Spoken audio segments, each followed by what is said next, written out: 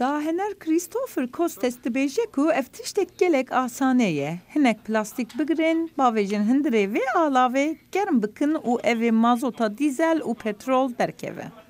Pour 1 kilo de plastique. Kiloyek plastik litrek şilavê dide. Ew dî nava benzîn û petrol da parve dibe.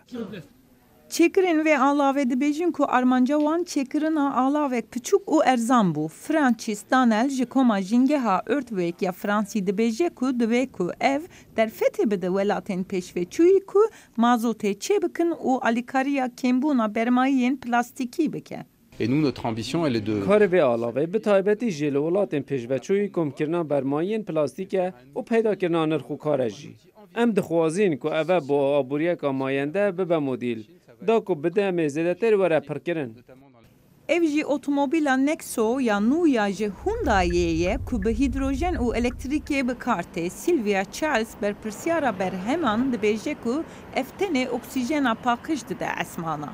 Buha cotuna wê hin hewceyê oksîjen û hîdrojenê ne ku di hindirê xana biçûk da tevlihevin.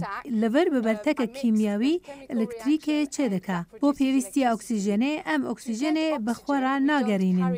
Em oksîjenê ji hewayê ku dema em dajûn digirîn û bikartînin.